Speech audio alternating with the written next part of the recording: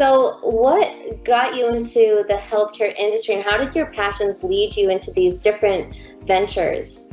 What inspired you? Well, I think there are three aspects to that, and a lot of people ask me that. Why is a phys ed teacher, doing what you're doing? It's funny. My view is you go to university to learn the discipline of working and to expand your mind into learning how to think things through, and you don't necessarily always go to university to learn what you're going to do for a career, but it is an interesting pathway. The three things I think is as a young person growing up, I had a real passion for drawing and art and painting, and I often thought about a career in advertising. And in fact, if I had not gone to medical school, that probably would have been where I pursued my interests. But I also had a passion for biology and human biology, and that's why I wanted to go to medical school. I felt I would have been a great doctor. I was a good people person. I felt I could do a lot of good by being a doctor. And so when that didn't happen, it was interesting that for a few years, I followed the science side of things. But if you think about it, the industry we're in, this whole healthcare communications business, is really about understanding science and how to creatively present it and how to creatively communicate the science. And really what we do is to come up with really interesting ways to help people understand complex things.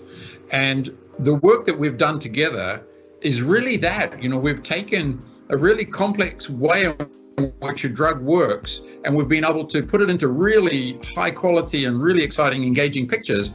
And it's so educational, right? The old story that a picture says 1,000 words is really well illustrated by being able to put together a mechanism of action video like we've done together. But really, the way I got into this business was really following what made me passionate, and the creativity side of the business and the human anatomy, biology, physiology, pharmacology side of the business tied together has meant that for the last 35 years, I've just been in a business that I've really loved. I mean, it's just the ideal mix of everything that makes me get up in the morning and want to go do more, And I think the entrepreneurial thing is something that is just bred in you. I mean, maybe it's the fact that I'm a very competitive person. I love playing sports because I love the idea of trying to do better every time and achieve something great. I hate losing, which is the other component of being competitive, I guess.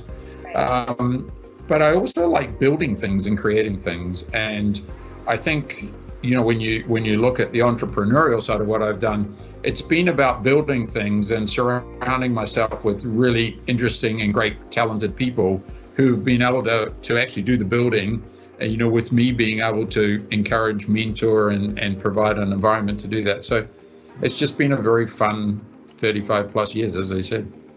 Yeah, definitely. Yeah, it's one thing coming up with the ideas. It's another thing executing it and just having the right mindset to follow through. Because, everyone wants to be a businessman and, do their own thing, but you really need to have that right setting to get it done.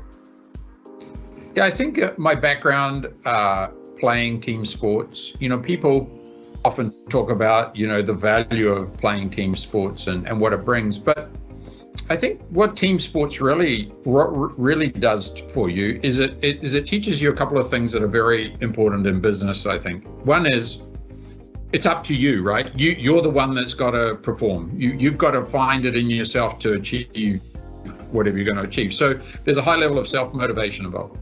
Second thing is, in order to win anything, you have to have a game plan, and you have to be able to execute that game plan. And then thirdly, in order to do all of those things really well, you need to have some sort of quest for excellence. You need to want to improve every time you do something. And so when you put that together, that really does create the right formula for a successful business. You have to have the courage to get started. You have to have the confidence to know you're going to be successful.